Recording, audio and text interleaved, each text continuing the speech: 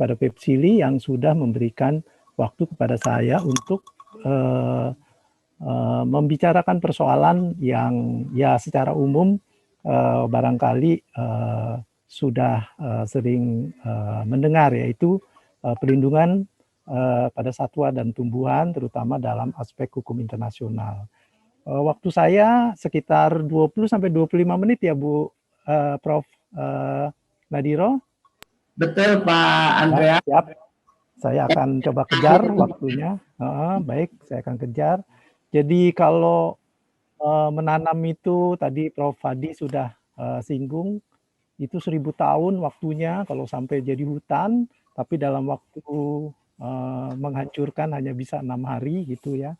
Dan jujur saja ketika saya membicarakan hal ini juga tidak akan terlepas dari persoalan-persoalan sebelumnya yang dibahas oleh pembicara-pembicara sebelumnya. Misalnya kita membicarakan sudah etika, ideologi dan pemikirannya. Kemudian juga kita juga membicarakan sistem-sistem yang berlaku di dalam lingkungan, baik itu sistem informasi, sistem terkait dengan dinamika, analisis dinamis, kemudian sistem bagaimana manajemen dan sebagainya. Kemudian juga bagaimana pengelolaan sumber daya alam. Ya, pengelolaan sumber daya alam juga kemarin juga sudah dibahas. Kemarin sudah dibahas soal bagaimana pengelolaannya terkait dengan kawasan, ya, terkait dengan tata ruang, dan hari ini juga kita bicara juga persoalan-persoalan nilai ekonomi, nilai sosial dan sebagainya. Itu akan juga terkait dengan apa yang akan saya bicarakan, ya, termasuk etika kita sudah bicarakan. Kemudian kita juga tahu bahwa keanekaragaman hayati juga Bapak Ibu tahu yang prinsipnya adalah 3 hal ini, yaitu keanekaragaman ekosistem, spesies, dan genetika. Yang kalau kita lihat keindahan dari ekosistem itu begitu baik, ya, kemudian tiba-tiba menjadi pencemaran, menjadi rusak, tidak indah lagi gitu ya. Dan yang sangat dirugikan adalah mereka yang tinggal di situ, itu satwa-satwanya ya.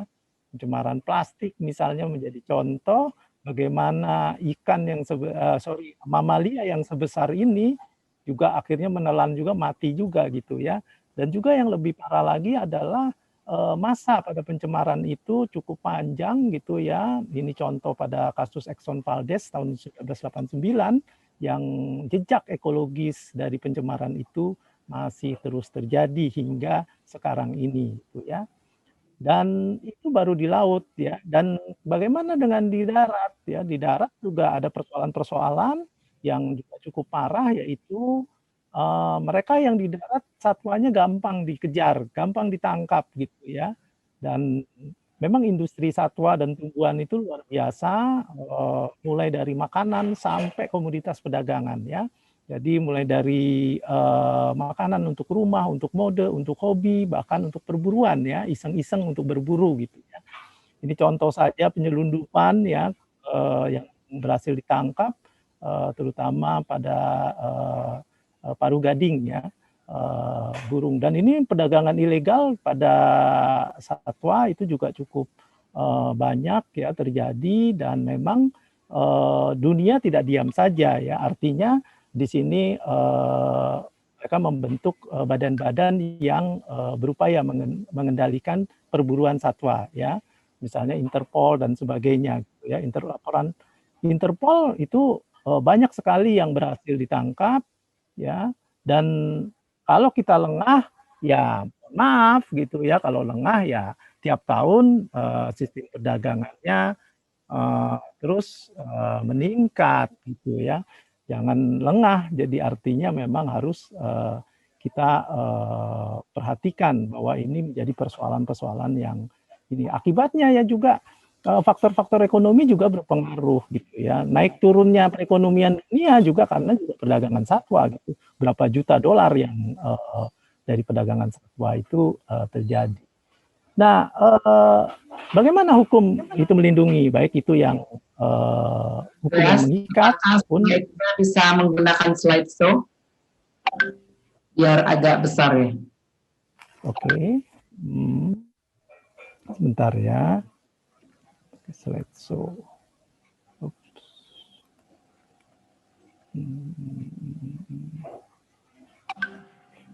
Ya, artinya kira-kira ini cukup, Bu? Cukup, cukup. Cukup ya. Baik. Jadi bagaimana hukum internasional ini mengatur ya?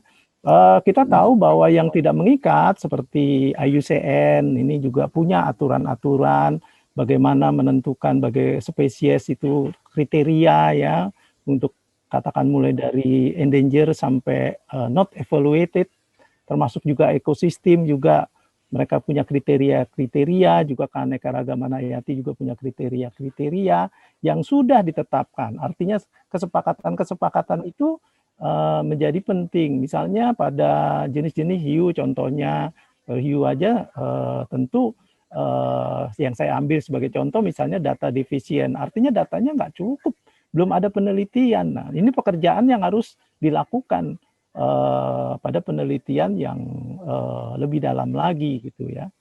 Nah, bagaimana juga dengan kesepakatan internasional yang lain? Kesepakatan internasional misalnya dari hasil Rio deklarasi maupun juga Stockholm itu juga menyepakati bahwa memang pentingnya konservasi alam itu menjadi bagian yang tidak terpisahkan dari kebijakan pembangunan nasional. Karena di situ ada nilai-nilai ekonomi yang bisa diambil gitu ya. Juga adanya tanggung jawab setiap orang menyelamatkan satwa dan habitatnya gitu ya. Jadi walaupun ini merupakan pernyataan yang tidak mengikat, tetapi setiap negara wajib untuk menyelamatkan hewan dan habitatnya, sehingga ini menjadi penting gitu ya. Dan memang bagaimana dengan perjanjian yang mengikat gitu ya? Perjanjian yang lebih mengikat itu cukup banyak gitu ya. Di antaranya misalnya perjanjian-perjanjian yang kita bisa lihat di sini ada untuk yang kepiting ya untuk diperdagangkan, salmon, kemudian bibit tanaman, kemudian tanaman tropis dan segala macam. Ini sudah diatur melalui suatu perjanjian-perjanjian yang memang sudah disepakati oleh negara mengenai batasan, mengenai larangan, mengenai juga peningkatan jumlah dan segala macam gitu ya. Termasuk juga bagaimana cara melindungi spesies ini gitu ya terhadap burung migran misalnya ya terhadap jenis-jenis spesies yang lain, spesies migran yang secara umum ya, terhadap hewan peliharaan, terhadap jenis-jenis paus ya, terhadap penyu dan sebagainya. Ini memang sudah diatur dalam hukum internasional yang masing-masing punya satu kebijakan aturan-aturan yang berbeda. Nah, sebagai contoh misalnya ini adalah contoh perjanjian yang pertama dulu ya disepakati karena fokus saya akan mengacu kepada persoalan-persoalan tata ruang ya. Artinya gini, kita membahas pengelolaan sumber daya alam terkait juga dengan tata ruang.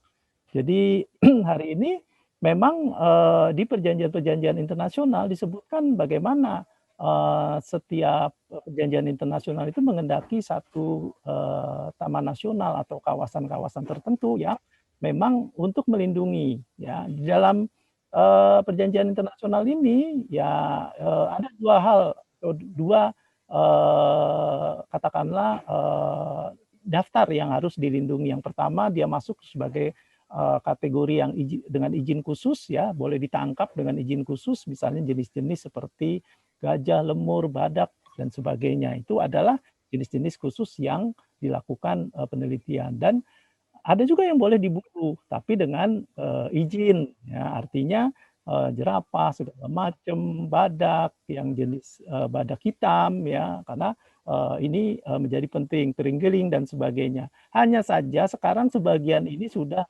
mengalami perubahan. Jadi artinya sesuai dengan dinamika dan perkembangan itu juga setiap perjanjian internasional akan disepakati mengalami perubahan-perubahan penting gitu ya. Juga misalnya di belahan bumi utara gitu ya, belahan bumi barat ya, itu artinya mereka sepakat dengan negara untuk melindungi kawasan dengan membentuk misalnya cagar alam, taman nasional, kemudian juga kawasan cagar alam yang terbatas gitu ya, untuk melindungi jenis-jenis tertentu, terutama jenis-jenis migran misalnya pada perjanjian internasional seperti ini. Kemudian juga pada jenis spesies tertentu, burung misalnya juga dilindungi, bahwa semua burung itu harus dilindungi. Jadi pada waktu musim bertelur itu harus ada kawasan-kawasan yang memang harus dilindungi. Di mana kawasan-kawasan itu di dalam konsep tata ruang satu negara gitu ya. Ada kewajiban-kewajiban di mana itu juga menjadi bagian yang terpenting. Kemudian juga dalam konvensi misalnya pelindungan tanaman, itu juga disebutkan bahwa bagaimana penyebaran tanaman, mengendalikan dan segala macam ya tindakan-tindakan, terutama pada sanitari ataupun juga kepada karantina dan sebagainya. Itu juga organisasi-organisasi internasional itu mulai juga mengikuti aturan-aturan yang berlaku di dalam hukum internasional seperti ini. Kemudian juga pada perjanjian internasional yang lain misalnya ya, tujuannya adalah menciptakan kawasan lindung dan sebagainya, yang ini menjadi penting untuk, misalnya bagaimana menciptakan, pemandangan yang indah, formasi geologis yang memang harus diperhatikan dan sebagainya. Dan tujuan utamanya adalah, minimal mempertahankan daftar dari fauna dan flora asli dari kepunahan. Mempertahankan saja sudah sulit gitu ya, apalagi juga harus meningkatkan gitu ya, dan sebagainya. Kemudian juga ada lagi tentang konvensi yang di negara di mana bersifat regional atau region tertentu. Saya ambil contoh misalnya di Eropa Barat ya, ini juga sudah disepakati bagaimana lampiran dari konvensi-konvensi itu baik yang dilindungi secara ketat ya, kemudian floranya maupun faunanya, bahkan sarana misalnya ini yang dilindungi secara ketat gitu ya. Ini jenis-jenis mamalia dan sebagainya, baik itu yang vertebrata maupun invertebrata. Kemudian ini yang tidak boleh dilakukan tindakan-tindakan yang menyebabkan kematian ataupun menyebabkan luka pada satwa-satwa yang diburu gitu ya. Tapi lucu juga memang Eropa sangat ketat di dalam mengatur hal ini gitu ya.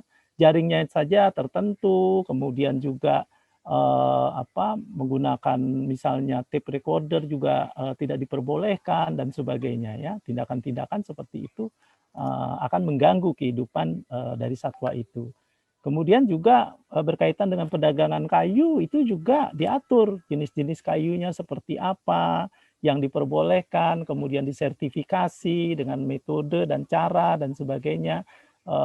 Ini dari jenis-jenis kayu yang berbeda-beda, diambil dari tiap negara, kemudian disepakati negara mana yang boleh masuk, negara mana yang menerima ekspor impor dari kayu itu, kemudian juga disepakati jenis kayunya, kemudian disertifikasi dan dipersyaratkan dengan ketat seperti apa. Ada sistem-sistem yang berlaku, seperti mungkin pada waktu kemarin sudah dibahas mengenai sistem manajemen lingkungan, di mana ada sertifikasi dan sebagainya.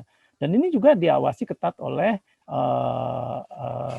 secara keorganisasian di dalam konvensi tersebut. Misalnya konvensi mengenai ITTA tadi, misalnya ada badan yang mengatur tentang bagaimana konvensi itu bisa dilakukan.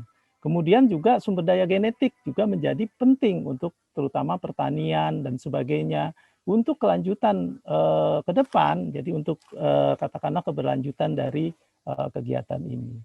Dan ini memang sudah diatur melalui ada standar-standar badan-badan yang mengatur untuk pelindungan itu. Kemudian bagaimana secara tidak langsung berkaitan erat dengan hak atas, kan ada hak ada kewajiban dalam hukum itu ya, ada hak ada kewajiban. Maka kalau ada negara yang menginginkan satu tanaman atau satwa tertentu, maka ada kewajiban untuk memberikan sesuatu kepada negara tersebut, misalnya kewajiban kepada akses untuk memberikan keuntungan kepada negara tersebut. Jadi walaupun dia mengambil sumber daya dengan kesepakatan, misalnya dengan perjanjian yang disebut sebagai material transfer agreement atau apapun juga bentuknya, ya ini juga menjadi satu kesepakatan yang berdasarkan keuntungan-keuntungan yang diatur di dalam kontrak atau perjanjiannya. Nah, juga kalau kita lihat dari perkembangan selanjutnya adalah bagaimana Komisi Mamalia Paus sebagai contoh itu juga membatasi perburuan di dalam satwa, ada jadwal, schedule yang sangat ketat untuk tahun berapa, bulan apa, waktunya hari apa dan sebagainya. Itu juga diatur sehingga agar tidak terjadi satu perburuan yang sewenang-wenang gitu ya. Batasan perburuan dan sebagainya karena kebanyakan adalah negara-negara yang berburu paus itu seperti Jepang, Norwegia, itu mereka sudah tahu bahwa jadwal akan mereka katakan lakukan, mereka kemudian mengajukan permohonan kepada konvensi mamalia paus, kira-kira ini loh jadwal saya dan sebagainya, dan kemudian mereka diperbolehkan dengan batasan waktu dan kuota tertentu ya, ada kuota yang mereka itu terkait dengan mamalia paus dan juga ada daerah-daerah yang dilindungi ya melalui apa yang disebut sebagai sanctuary. Jadi di dalam penataan ruang secara global ini sudah disepakati bahwa ini loh wilayah-wilayah yang dilindungi, kalian tidak boleh menangkap sembarangan gitu. Tapi ada waktu di mana itu dibuka ya untuk diambil sumber daya alamnya. Kapan waktunya dibuka, itulah yang menentukan adalah kesepakatan dari negara-negara. Dan tentu ini akan berhubungan juga dengan perdagangan, sistem perdagangan. Misalnya yang diatur dalam CITES, ya, nah ini mengatur tentang bagaimana batasan perburuan yang batasan perdagangan pada satwa misalnya ya. Saya akan cepat saja, misalnya di Appendix 1 itu ada sekitar 800 satwa yang boleh tidak boleh diperdagangkan sama sekali ya, dilarang sama sekali, ilegal kalau diperdagangkan, tapi dipertukarkan boleh. Kalau Appendix 2 itu boleh, tapi juga harus diatur gitu ya. Jadi boleh itu artinya hanya untuk ilmu pengetahuan, tetapi sebagian boleh dengan izin dari negara tersebut gitu, dengan batasan-batasan tertentu gitu ya. Jadi kalau yang kira-kira tidak terancam punah, ya pada saat tertentu dia akan dibuka itu untuk perdagangan di Appendix 2. Appendix 3 boleh dengan kuota, jadi memang satwanya banyak gitu ya, diperdagangkan dengan kuota-kuota tertentu, di batasannya berapa dan sebagainya. Tapi dalam sistem perdagangan juga harus diperhatikan ada sertifikat-sertifikat yang harus dipenuhi, persyaratan-persyaratan sistem manajemennya, kemudian sistem informasi dan sebagainya. Ini juga menjadi penting bahwa harus ada misalnya kalau yang terberat misalnya harus mengeluarkan apa yang disebut NDF dan sebagainya. Ini juga menjadi penting ya. Contoh-contoh ini CITES ya, formulir-formulir CITES bagaimana mereka membuat ya. Dan juga ada otoritas-otoritas di dalam konvensi CITES, misalnya otoritas saintifik secara ilmiah maupun manajemennya, bagaimana mengatur itu semua. Kalau otoritas saintifik mengatakan, oh silakan diburu karena jumlahnya besar. Nah, otoritas manajemen akan melakukan tindakan-tindakan misalnya, oh batasan yang boleh diperdagangkan dengan kuota berapa dan sebagainya. Itu juga tidak bisa otoritas manajemen tanpa izin dari otoritas ilmiah melakukan tindakan-tindakan perdagangan sesuai dengan aturan-aturan yang berlaku gitu ya. Dan memang di dalam selain CITES itu juga ada konvensi mengenai migrasi satwa-satwa ya, migrasi satwa-satwa yang di dalam dunia yang begitu luas gitu, ada batasan-batasan yang diperbolehkan, mana dan lokasi-lokasi mana yang ini, dan itu juga diatur. Jadi kalau satwa itu bergerak ke seluruh negara, itu ada persyaratan-persyaratannya bahwa mereka terancam punah atau yang menjadi subjek dalam perjanjian internasional ini, ada tersedia bukti ilmiah yang boleh ditangkap. Jadi tidak bisa menangkap sembarangan gitu ya. Ada satwa yang lewat kemudian, ini saya tangkap aja kata negara itu, tapi tidak bisa gitu ya. Dan ini juga harus ada izin-izin yang diberikan. Nah, ini misalnya konvensi yang khusus pada gorila saja, ya itu juga diatur. Karena gorila itu di Afrika diperdagangkan luar biasa gitu ya, dan dijadikan koleksi, diperlombakan, dimakan dagingnya, ya untuk hiasan dan sebagainya. Dan nilai pasar gelapnya juga cukup besar. Nah, ini juga menyangkut soal penataan ruang, bagaimana ruang-ruang yang begitu besar di kawasan-kawasan Taman Nasional juga termasuk gitu ya. Ada wilayah-wilayah konflik, yang ada tambang, ada dan sebagainya yang mempengaruhi ya, pergerakan dari habitat itu gitu ya. Sehingga memang perlu dipikirkan bagaimana ruang yang tersedia itu harus mencukupi gitu ya. Dan kalau kita lihat di dalam proyek jalan dan sebagainya ada contoh-contoh bagaimana habitat itu bisa dilewati dan itu dipersyaratkan dalam ketentuan-ketentuan internasional, termasuk keanekaragaman hayati gitu ya. Dan memang keanekaragaman hayati itu menyangkut juga soal kekayaan satu negara. Negara punya kedaulatan atas sumber daya alam tersebut. Kalau negara punya kedaulatan artinya dia boleh bertindak, tetapi perlu diingat bahwa tanggung jawab tetap harus ada, tanggung jawab hukumnya, bahwa kalau keanekaragaman hayatinya punah, maka dia menjadi tanggung jawab negara dan konsekuensinya adalah negara tersebut akan mengalami problem gitu ya di dalam dunia internasional. Ya, ini tujuan bagaimana tujuan dari konvensi, bagaimana memanfaatkan, kemudian bagaimana mereka juga mengadakan pertemuan-pertemuan. Ya, bagaimana pertemuan, bagaimana meningkatkan status, bagaimana menghilangkan status, bagaimana menambah jumlah satwa, jumlah tanaman, jumlah tumbuhan dan sebagainya. Ini juga merupakan perundingan-perundingan yang cukup banyak gitu ya. Kalau di keanekaragaman hayati menyangkut bagaimana akses mengambil keuntungan, bagaimana katakanlah juga perkembangan terbaru misalnya seperti bioteknologi ya terhadap satwa ini diteliti apakah boleh dikloning atau tidak, ya tentu saja ini menjadi persoalan-persoalan yang memang terjadi dengan teknologi-teknologi baru seperti ini gitu ya. Dan ini terkait juga dengan konvensi-konvensi yang lain. Hampir semua konvensi-konvensi yang lain mensyaratkan demikian gitu ya, harus bekerja sama dengan konvensi-konvensi yang lain. Nah, saya ingin melihat bagaimana praktek perlindungan tata ruang yang ini bagian terakhir ya. Jadi semua dunia ini sudah dilihat sebagai bagian dari konsep tata ruang di mana sudah ada katakanlah wilayah-wilayah yang dikategorikan sebagai kawasan lindung ya, wilayah-wilayah yang memang menjadi bagian terpenting dari kawasan lindung yang memang harus menjadi perhatian. Ini saya hilang ya? Apakah terlihat? PPT-nya hilang. Oh, PPT-nya hilang ya, sebentar. Kok hilang ya?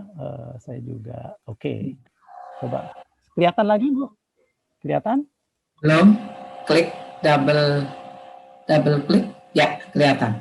Kelihatan ya? Oke, karena ini penting. Di bagian terakhir ini bagaimana wilayah-wilayah yang dilindungi ini kemudian kita juga temukan ya daerah-daerah, saya ambil contoh dari lahan basah di Konvensi Ramsar ya. Konvensi Ramsar itu adalah konvensi yang melindungi kawasan lahan basah untuk pelestarian burung-burung yang bersifat migran. Artinya mereka dari luar negeri, mereka akan berkeliling dunia, mereka akan cari makan dan sebagainya. Dan ini kawasan-kawasan yang kemudian yang tadi ada kawasan lahan basah, kemudian ini adalah kawasan-kawasan yang ditentukan oleh Konvensi Ramsar. Bagaimana upaya perlindungannya dan bagaimana nggak boleh di seluruh dunia ini kawasan-kawasan yang berupa titik-titik itu tidak boleh dilakukan upaya-upaya yang menghapuskan ya atau mengurangi atau bagaimana cara apapun yang sudah ditentukan atau disepakati di dalam Konvensi Ramsar. Kemudian di Asia Tenggara juga kita punya beberapa bagian dari Konvensi Ramsar. Yang bagian dari Asia Tenggara itu akan diatur oleh ASEAN Biodiversity Center. Ya, di antaranya itu akan mengatur bagaimana pelindungan terhadap kawasan-kawasan yang tergolong heritage park ataupun juga jenis-jenis yang tidak boleh satwa-satwa itu menjadi berkurang atau hilang. Kemudian titik berikutnya adalah setelah di Asia Tenggara, maka kita akan misalnya akan ada satu titik lagi di Indonesia, yaitu misalnya Taman Nasional Berbak misalnya. tempatnya Bu Rosiani ini ya. Taman Nasional Berbak itu banyak tuh satwa-satwanya yang tinggal di situ.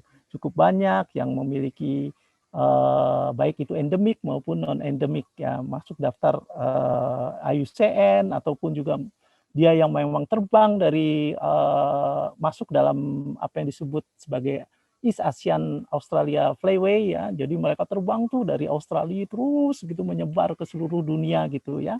Dan ini dilewati Taman Nasional Berbak ya oleh satwa-satwa itu. Lah kalau nggak dilindungin ya bagaimana upayanya? Saya ambil lagi contoh misalnya bahwa salah satunya misalnya yang gampang adalah otter.